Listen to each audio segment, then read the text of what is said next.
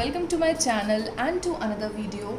So today we are going to talk about Coulomb's law. ये Coulomb's law क्या होता है? देखिए, हमने ना चार्ज पढ़ा था लास्ट वीडियोस में एंड हमने देखा था कि जो लाइक चार्जेस होते हैं वो एक दूसरे को रिपेल करते हैं एंड जो अनलाइक चार्जेस होते हैं वो एक दूसरे को अट्रैक्ट करते हैं, राइट? अगर वो किसी को अट्रैक्ट कर रहे हैं या वो किसी को रिपेल कर रहे हैं, that means they are doing it with some force, right? तो अगर वो फोर्स लगाते हैं, अगर वो फोर्स एक्सर्ट करते हैं एक लाइक चार्ज पे या एक अनलाइक चार्ज पे, तो उस फोर्स का अमाउंट कितना होता है, उसका जो एक्सटेंट है अट्रैक्ट करने का या रिपेल करने का, वो कितना ज़्यादा स्ट्रॉन्ग या कितना ज़्यादा वीक होता है, हम वो कैसे कह पाएंगे? तो हम तो वो तभी कह पाएंगे ना अगर हमारे पास कोई एक फॉर्मूला होगा, है ना, कोई एक एक्सप्रेशन होगा, तभी तो we will be able to tell कि फोर्स कितना ज़्यादा स्ट्रॉन्ग या कितना वीक था, या फिर हम फोर्स का कंपैरिजन कर पाएंगे अलग अलग केसेस में, right? So we are going to do that. So हम क्या देखने वाले हैं यहाँ पर कि जो चार्जेस होते हैं वो एक्सर्ट करते हैं अट्रैक्टिव और रिपल्सिव फोर्स. ये अट्रैक्टिव और रिपल्सिव फोर्स कितना ज़्यादा स्ट्रॉन्ग, कितना ज़्यादा वीक, उसका अमाउंट कितना होगा, how much amount of force will be exerted, ये हम नहीं जानते थे. तो इसीलिए एक साइंटिस्ट आए coulomb, and what he did was, उन्होंने कुछ एक्सपेरिमेंट्स किए. ही परफॉर्म्ड सेवरल एक्सपेरिमेंट्स, राइट? उन्होंने कुछ एक्सपेरिमेंट्स किए एंड वो एक्सपेरिमेंट का मोटिव ये था कि वो मेजर कर पाए एक्सटेंट ऑफ फोर्स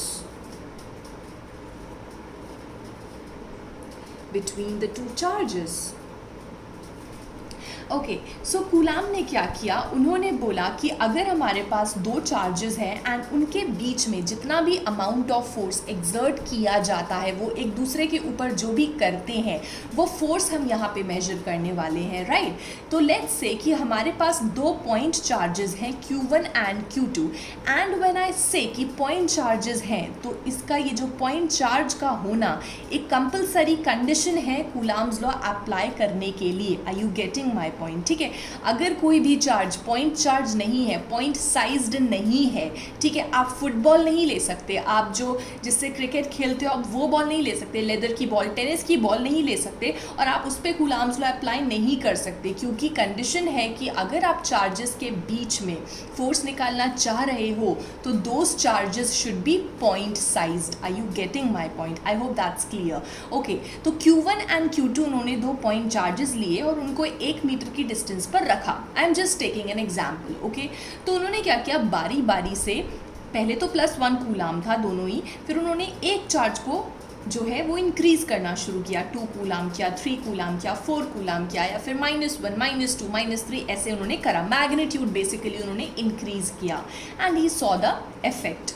उसके बाद उन्होंने Q2 के साथ सेम चीज़ करी, Q1 को फिक्स रखा, Q2 के साथ सेम चीज़ करी, मतलब इसके भी मैग्नीट्यूड को वो इंक्रीज करते चले गए. He kept it increasing.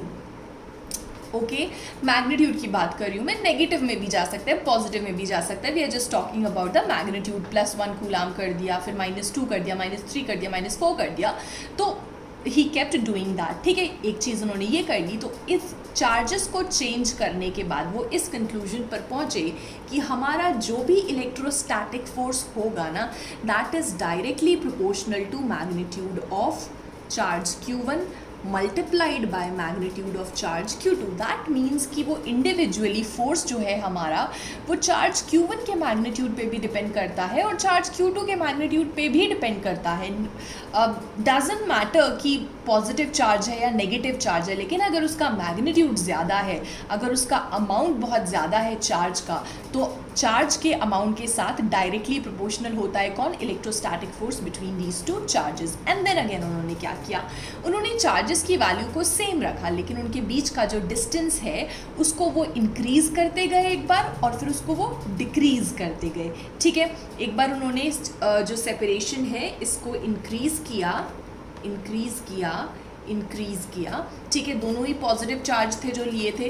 तो लेट्स से कि पहले ये दोनों एक दूसरे को रिपेल कर रहे थे because they are like charges, and जब वो इस सेपरेशन को इंक्रीज करते गए तो उन्होंने क्या देखा कि जो रिपल्शन पहले हो रहा था 1 मीटर पे, अब वो जो रिपल्शन का जो एक्सटेंट है ना, ठीक है, वो जो इफेक्ट है ना, वो रिपल्सिव उसका जो फोर्स लगा रहा था एक चार्ज दूसरे चार्ज पे, वो कहीं ना कहीं कम होता दिखाई दे रहा था। ठीक है, समझ में आ रही है मेरी बात। उसके बाद उन्होंने क्या किया, उन्होंने इनके सेपरेशन को डिक्रीज भी किया।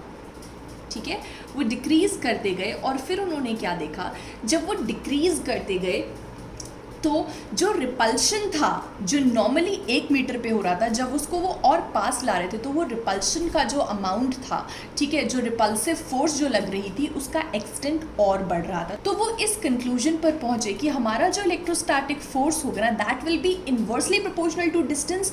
और कितना इन्वर्सली प्रोपोर्शनल है कि आप इस डिस्टेंस का स्क्वायर कर दो, मतलब इतना इफेक्ट सामने आ रहा था। Are you getting my point? ठीक है, तो इन दोनों को कंबाइन करके let's say this is our equation number 1 and this is our equation number 2. Let's combine it and हमें मिला कि inversely proportional to the square of the distance between the two charges।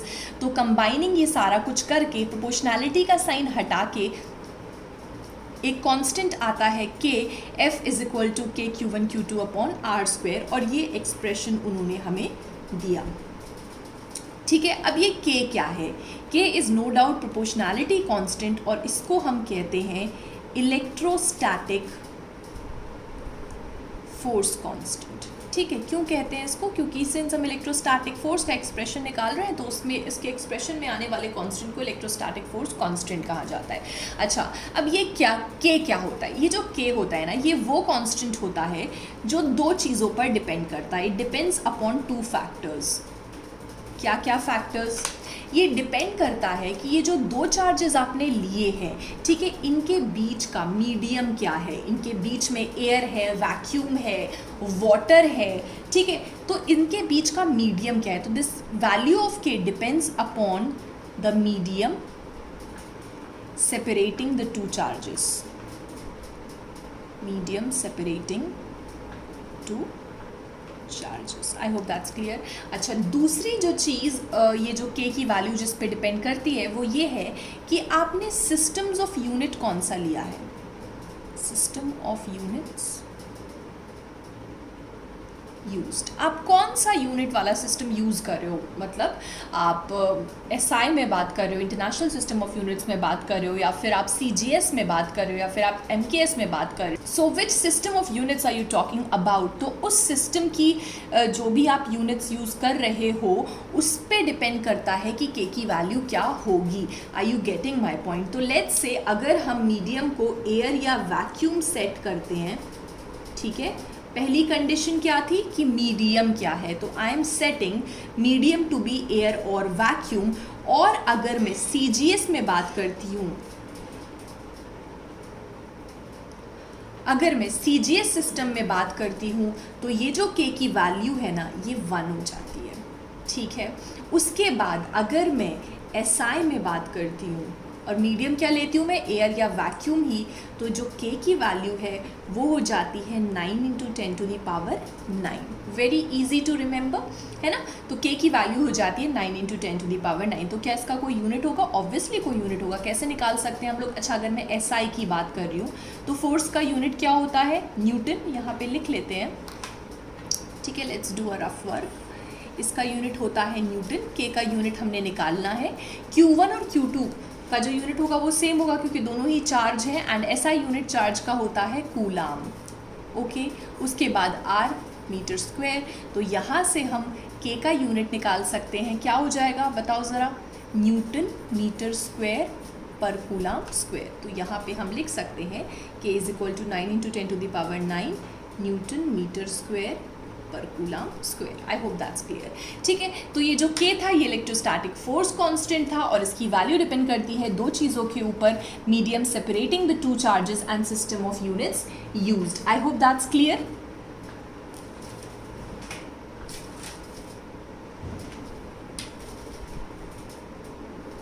तो इस एक्सप्रेशन को, इस force को हम ऐसे भी लिख सकते हैं, कैसे कि F is equal to 9 × 10⁹ Q1 Q2 upon R²। 9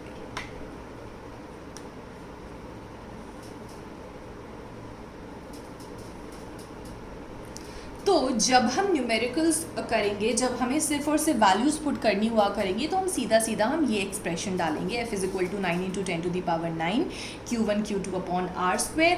ठीक है। अच्छा, एक और चीज़ मैंने बोला था मैग्नीट्यूड। ठीक है, तो आप मैग्नीट्यूड पे ही डिपेंड करता है, तो अगर मैं उसका मॉड लगाती हूँ या नहीं लगाती हूँ, ऐसे भी लिख देती हूँ, तो देयर इज़ नो प्रॉब्लम। ठीक है, ऐसा कोई प्रॉब्लम नहीं है।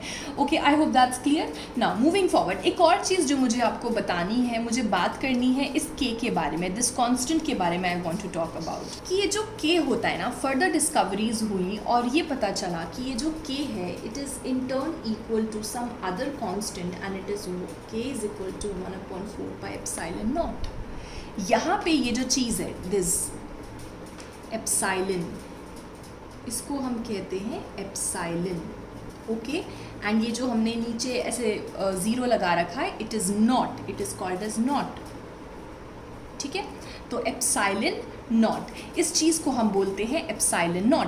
तो ये जो हमारा इलेक्ट्रोस्टैटिक फोर्स कांस्टेंट है, it is in turn equal to some other constant, जो कि ऐसे आता है कि k = 1/4πε0, where epsilon naught is called as electrical permittivity. ये क्या होती है, अभी हम इसके बारे में बात करेंगे, don't worry about that. Electrical permittivity कहते हैं हम इसे। ठीक है, तो पहले ना हम इसकी वैल्यूज़ के बारे में बात कर लेते हैं, उसके बाद हम इसके बारे में अच्छे से बात करेंगे, मैं समझाऊंगी आपको भी। ठीक है, तो ये बोला गया है कि k = 1/4πε0, तो दैट मीन्स जो फोर्स का एक्सप्रेशन है वो ऐसे भी लिखा जा सकता है कि k = 1/4πε0 into Q1 Q2 upon r²। आप चाहो तो यहाँ पे मॉड लगा सकते हो, या नहीं भी लगाओगे तो कुछ गलत नहीं होगा। ठीक है, तो ये एक्सप्रेशन हमारा आ गया, electrostatic force = 1/4πε0 Q1 Q2 upon r²। ठीक है, an important equation, late it be equation number 8। ठीक है, समझ में आ गई है बात। ओके, सो ये हमारा एक्सप्रेशन आ गया, एंड काफ़ी जगहों पर, इनफैक्ट मोस्टली हर जगह पर हम लोग यही एक्सप्रेशन यूज़ करेंगे। तो प्लीज़ आप इसको अच्छे से मेमोराइज कर लो कि f = 1/4πε0 Q1 Q2 upon r² is the expression for electrostatic force between the 2 point charges. Okay, I hope that's clear. अच्छा, अब बात करते हैं इस एप्सिलॉन नॉट के बारे में। एप्सिलॉन नॉट तो इस कांस्टेंट का नाम हो गया, लेकिन इसका ये जो क्वांटिटी है, इसको हम कहते हैं इलेक्ट्रिकल परमिटिविटी। ठीक है, अब देखो एक चीज़ मैं आपको बताना चाहती हूँ, इलेक्ट्रिकल परमिटिविटी क्या मतलब है इसका। इसमें एक वर्ड छुपा हुआ है, परमिट, तो आप इसको ऐसे समझ सकते हो। ठीक है, हमने क्या बोला था कि हम ये जो चीज़ कर रहे हैं, ये हम 2 पॉइंट चार्जेस के लिए कर रहे हैं, Q1 Q2। ठीक है, and they are kept at some distance R apart. Okay, तो let there be a medium between these 2 charges, and वो मीडियम हम कंसिडर कर रहे हैं कि वो वाटर है। ठीक है, और एक दफ़ा हम कंसिडर कर रहे हैं सेम चार्ज को ही मैंने रखा है, Q1 Q2, distance between them r है, वही सेम डिस्टेंस है। एंड नाउ अब मैं मीडियम चेंज कर रही हूँ, एंड लेट्स सपोज कि इसके बीच में जो मीडियम है वो एयर है। ठीक है, समझ में आ रही है बात। तो हम फोर्स कैलकुलेट करेंगे, कुछ यहाँ पर F एयर कैलकुलेट करेंगे, और कुछ हम F वाटर भी कैलकुलेट करेंगे। ठीक है, तो हमने क्या देखा कि जब हम मीडियम को चेंज करते हैं, तो ये जो हमारा यहाँ पे फोर्स आ रहा था, चार्जेस सेम है दोनों जगह, दोनों के बीच का डिस्टेंस भी सेम है। ठीक है, लेकिन जो फोर्स आ रहा था दोनों केसेस में, that was different, they were not at all equal. Charges same है, दोनों के बीच का सेपरेशन सेम है, लेकिन फिर भी ये बराबर नहीं है। तो क्या डिफरेंस था इनमें, कि इनमें मीडियम का डिफरेंस था, मीडियम बदल गया। ठीक है, अब सुनो, ये जो मीडियम होता है ना चार्जेस के बीच का, हर एक मीडियम, जो भी मीडियम होगा, उसकी ना एक इलेक्ट्रिकल कैरेक्टरिस्टिक होती है। क्या बोला मैंने, कोई भी मीडियम जो होता है, कोई भी मीडियम जो होता है उसकी ना एक इलेक्ट्रिकल कैरेक्टरिस्टिक होती है। इलेक्ट्रिकल कैरेक्टरिस्टिक मतलब उसकी वो खूबी कह लो आप, या फिर उसकी वो प्रॉपर्टी कह लो जो चार्जेस को अफेक्ट करती है। क्या अफेक्ट करती है, किस तरह से अफेक्ट करती है कि इसके अंदर एक ऐसी प्रॉपर्टी होती है मीडियम के अंदर जो क्या करती है कि उसके आसपास रहने वाले जो भी चार्जेस होते हैं ना, उनके इफ़ेक्ट को वो थोड़ा थोड़ा अब्जॉर्ब कर लेती है। लाइक अगर ये Q2 है, लेट्स से ये +5 कूलाम था, ये भी +5 कूलाम था, ये -1 कूलाम था एंड ये -1 कूलाम था। दोनों में ही अट्रैक्शन होगा नो डाउट, क्योंकि अनलाइक चार्जेस हैं। लेकिन जो अट्रैक्शन का जो एक्सटेंट है ना, वो यहाँ पे ज़्यादा होगा और यहाँ कम होगा, क्योंकि वाटर की ये प्रॉपर्टी है, वाटर का जो इलेक्ट्रिकल परमिटिविटी होता है ना, वो ज़्यादा है इससे। अगर वो इससे ज़्यादा है तो क्या होगा, ओके सो मीडियम की ना एक इलेक्ट्रिकल कैरेक्टरिस्टिक होती है। वो कैरेक्टरिस्टिक क्या है, वो प्रॉपर्टी क्या है कि अगर कोई भी एक पर्टिकुलर मीडियम है, लेट्स से वाटर, तो वो क्या करता है, वो चार्जेस के इफेक्ट को अब्जॉर्ब कर लेता है। लेट्स से कि Q1 था -1 कूलाम एंड Q2 था +5 कूलाम, एंड दोनों के बीच में अट्रैक्शन होगा, अट्रैक्टिव फोर्स होगी, है ना। लेकिन जो अट्रैक्टिव फोर्स का जो एक्सटेंट होगा, जो अमाउंट होगा, ठीक है, वो हमें यहाँ ज़्यादा दिखेगा और यहाँ कम दिखेगा। क्यों? क्योंकि वाटर के अंदर जो इलेक्ट्रिकल परमिटिविटी वाली प्रॉपर्टी है, वो क्या करेगी, वो इस चार्ज के इफेक्ट को, कुछ इफेक्ट को अब्जॉर्ब कर लेगी अपने अंदर। एक तरह से वो पूरा का पूरा परमिट नहीं करेगी इस चार्ज को कि वो इसको अट्रैक्ट कर पाए, या फिर वो पूरा का पूरा परमिट नहीं करेगी इस चार्ज को कि वो इसको अट्रैक्ट कर पाए, ये इसके पास जा पाए या ये इसके पास जा पाए। ये परमिशन ही नहीं देती है। समझ में आ रही है बात? तो ये इलेक्ट्रिकल परमिटिविटी जितना ज़्यादा होगा, ठीक है, ये प्रॉपर्टी जितना ज़्यादा होगी, तो ये जो प्रॉपर्टी है, व्हाट डज इट डू, ये वो प्रॉपर्टी है जो इस चार्ज को परमिट नहीं करती कि वो पूरी तरह से इसको अट्रैक्ट कर सके, या फिर इस चार्ज को परमिट नहीं करती कि वो इसको पूरी तरह से अट्रैक्ट कर सके। Are you getting my point? मतलब वो एक तरह से इसके इफेक्ट को अब्जॉर्ब कर लेती है, इसके इफेक्ट को अब्जॉर्ब कर लेती है। तो जो बचा कुचा हुआ जो इफेक्ट होता है वो अप्लाई होता है, and as a result of which force come निकल कर आती है। समझ में आ रही है बात? मतलब अगर आप एयर में रखोगे तो आपको एक स्पेसिफिक अमाउंट ऑफ फोर्स मिलेगा, लेकिन अगर आप किसी और मीडियम में डालोगे, डिपेंडिंग अपॉन कि वो मीडियम क्या है और उसकी इलेक्ट्रिकल परमिटिविटी कितनी है, ठीक है, उस पर डिपेंड करेगा कि फोर्स कितना निकल कर आता है, फोर्स ज़्यादा आएगा या फिर कम आएगा, ठीक है। तो in most of the cases जो हम देखते हैं फोर्स कम हो जाता है एयर और वैक्यूम के मुकाबले, तो वो इसीलिए हो जाता है क्यों? क्योंकि इसके अंदर जो रहने वाली जो कैरेक्टरिस्टिक है, इलेक्ट्रिकल कैरेक्टरिस्टिक है, जिसका नाम इलेक्ट्रिकल परमिटिविटी है, वो चार्जेस के इफेक्ट को अब्जॉर्ब कर लेती है। समझ में आ रही है बात? उनकी स्ट्रेंथ को थोड़ा कम कर देती है, जिस वजह से इनके बीच में लगने वाला अट्रैक्टिव या रिपल्सिव फोर्स उतनी ही एक्सटेंट से दूसरे चार्ज को अट्रैक्ट या रिपेल नहीं कर पाता। आई hope that's clear for now. अगर आपको फिर भी कोई डाउट आता है, कुछ नहीं समझ में आया है, तो आप मेरे से पूछ सकते हो, ईमेल कर सकते हो। ओके, नाउ मूविंग फॉरवर्ड, अगर बात कर ही ली है इलेक्ट्रिकल परमिटिविटी के बारे में, तो ऑब्वियसली बात है कि ये एक फिजिकल क्वांटिटी है, तो इसके बारे में कुछ हम बेसिक सी चीज़ें जान लेते हैं। इसकी यूनिट क्या होगी, इसका डायमेंशन क्या होगा, है ना, और इसकी वैल्यू क्या होगी, किसकी, एप्सिलॉन नॉट की, इलेक्ट्रिकल परमिटिविटी की, ठीक है। अच्छा एक और चीज़, ये जो एप्सिलॉन नॉट हम यहाँ पे बात कर रहे हैं, इसको हम लोग एब्सोल्यूट इलेक्ट्रिकल परमिटिविटी बोलते हैं। एब्सोल्यूट इलेक्ट्रिकल परमिटिविटी क्यों? क्योंकि जब हम एयर में रहते हैं ना, क्योंकि ये सारा जो एक्सप्रेशन मैंने आपको कराया है, ये एयर और वैक्यूम का है, without considering any other medium between the two charges. क्यों कर रही हूँ मैं ऐसा? इसलिए कर रही हूँ क्योंकि आगे जाकर आप मीडियम को चेंज करोगे, एंड अगर आप एयर से वाटर कर देते हो तो ये एप्सिलॉन नॉट नहीं लिखा जाएगा, अकेला एप्सिलॉन लिखा जाएगा। अगर आप इन जनरल किसी मीडियम के लिए लिखते हो तो आप एप्सिलॉन लिखते हो, लेकिन अगर आप एयर और वैक्यूम के लिए लिखते हो तो आप एप्सिलॉन नॉट लिखते हो। आई hope that's clear, right. Epsilon आप लिखोगे मीडियम के लिए, एक्सेप्ट एयर और वैक्यूम, और ये लिखोगे आप सिर्फ और सिर्फ एयर या वैक्यूम के लिए। Okay, so let's talk about units, dimensions and value of epsilon not. तो हमें पता है एप्सिलॉन नॉट जो होगा इस इक्वेशन से,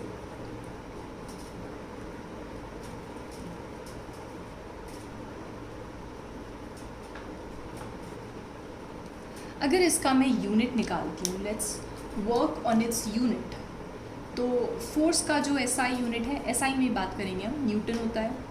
ये तो कूलाम इंटू कूलाम हो गया, ये मीटर स्क्वायर हो गया, है ना। तो इसका जो यूनिट निकल के आया है दैट इज़ कूलाम स्क्वायर पर न्यूटन पर मीटर स्क्वायर। अच्छा, अगर मैं इसके डायमेंशंस की बात करना चाहूँ तो डायमेंशंस की भी बात कर लेंगे।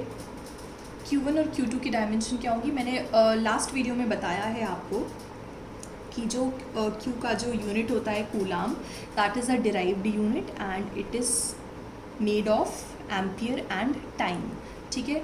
तो ये हो जाएगा 80, this will also be 80, 4 pi f, 4 पाई तो कांस्टेंट है, f का न्यूटन का mLT-2 and r is distance, तो ये हो जाएगा L2। अगर आप इसको सॉल्व करोगे तो आपको इसका जो डायमेंशन है वो मिलेगा m-1 L-3 t माइनस कितना हो जाएगा, -2 है, ऊपर भी 2 है तो ये ऊपर जाके प्लस का हो जाएगा t+4 एंड एम्पियर का 2, ठीक है।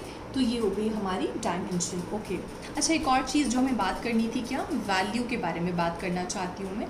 तो इसकी वैल्यू क्या होगी, तो वैल्यू में हम निकाल सकते हैं ये जो इक्वेशन लिखी हुई है ना, let it be equation number B. तो इक्वेशन बी से आप क्या करोगे, एप्सिलॉन नॉट को ऐसे लिखोगे 1/4 पाई के, ठीक है। के की वैल्यू मैंने बताई थी आपको, कितनी थी, 9 × 10⁹। जब आप इसको सॉल्व करोगे तो इसकी वैल्यू आएगी 8.85 × 10⁻12। इसकी वैल्यू आएगी 8.85 × 10⁻12 एंड ऑब्वियसली बात है आप यूनिट लगा दो, कूलाम स्क्वायर पर न्यूटन पर मीटर स्क्वायर, ठीक है। तो आई होप ये क्लियर हो गया होगा आपको कि इलेक्ट्रिकल परमिटिविटी क्या होती थी, एप्सिलॉन नॉट से रिप्रेजेंट करते हैं। कूलाम्स लॉ क्या होता है, कूलाम्स लॉ ये लिखा हुआ है हमने, या फिर आप इसकी जगह 9 × 10⁹ कर दो, है ना। तो या तो आप इसको ऐसे रिप्रेजेंट करोगे कूलाम्स लॉ को, या फिर आप इसको, तो आई होप दैट्स क्लियर, आपको समझ में आ गया होगा कि कूलाम्स लॉ क्या था, ठीक है, क्यों बनाया गया था। और दूसरी चीज़ ये कि आप कूलाम्स लॉ को हमेशा और हमेशा या तो आप ऐसे लिखोगे, ऐसे एक्सप्रेस करोगे, या फिर आप ऐसे एक्सप्रेस करोगे, ठीक है। न्यूमेरिकल्स में कहीं पे भी जहाँ पे भी अप्लाई हो रहा होगा आपसे पूछा जाएगा या तो आप ऐसे करोगे या फिर आप ऐसे करोगे। ये क्यों नहीं करोगे, क्योंकि अभी हमें क्या है ना कि के हमें पता है कि in turn it is equal to 1/4 pi epsilon naught, या फिर ये इस वैल्यू के बराबर होता है, तो फिर हम के नहीं डालेंगे क्योंकि वो फिर किसी और कॉन्स्टेंट के बराबर होता ही है। लेकिन जब आप डेरिवेशन कर रहे होगे, कूलाम्स लॉ का एक्सप्रेशन निकालोगे, तो आप ये ऑब्वियस सी बात है ये मेंशन करोगे, ओके। और इलेक्ट्रिकल परमिटिविटी भी आई होप आपको क्लियर हो गया होगा। अगर नहीं हुआ है still, if you have any doubt तो feel free to email me at the email ID which is given in the description box below. और इस वीडियो के लिए इतना ही, आगे हम लोग इसके बारे में बात करेंगे। तो टिल देन हैप्पी लर्निंग।